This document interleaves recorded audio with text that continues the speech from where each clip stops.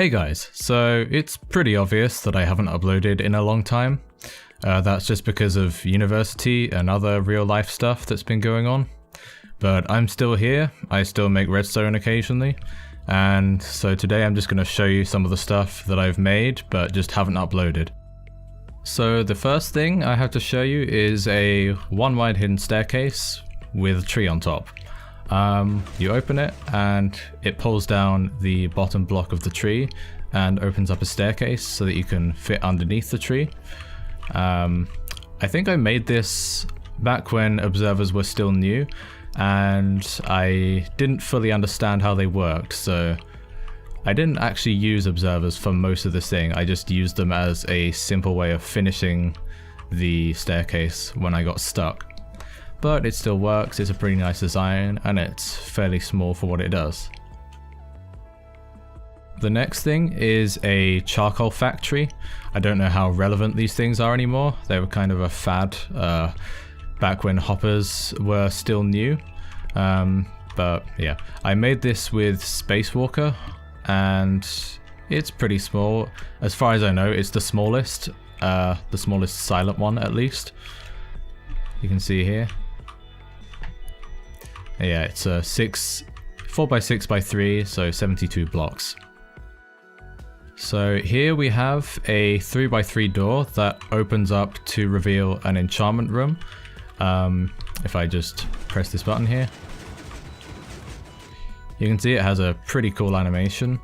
Yeah, I made this thing with a guy called Sal. Don't know if he's online. No, he isn't.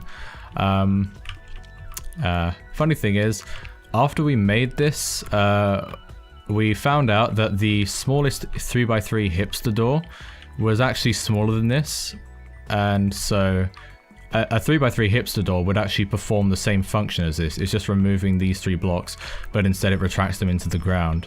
And that design was made by a guy called Nakai, who actually is online at the moment.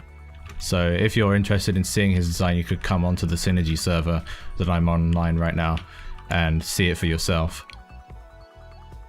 So here we have an instant block swapper. You press the button and the block in the wall gets instantly switched with another one. In this case it's a crafting table. Press it again, it instantly goes away, and you don't see any gaps in the walls while things are moving. It's just boom, instant. You can see a side view here.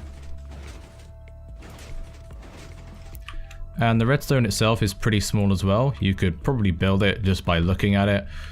Give you a few different angles. There's a 4-tick repeater here and some redstone dust here and so on. Oh, Armor just TP to me. Hello. And yeah, you see there's just some pistons and redstone blocks going down and around here. And yeah, it's a pretty simple design. Armor's pretty distracting. So this design here is a 1x1 infinite water source. I actually already made one of these and I have a video on it.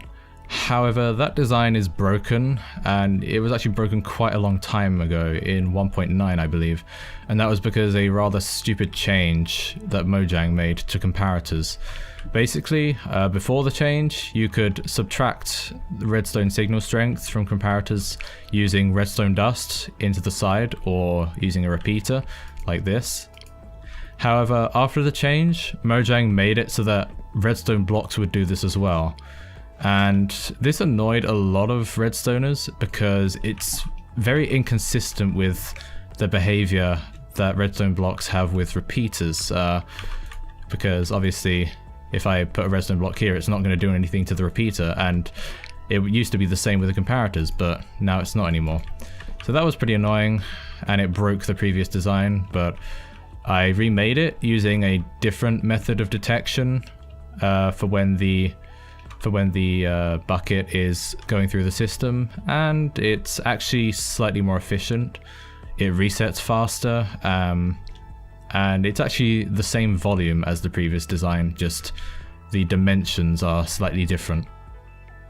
And last but not least, we have this thing. It's a tree farm that harvests only oak trees.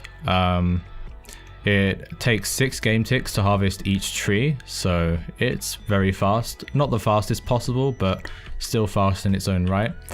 I just wanted oak wood at a reasonable speed.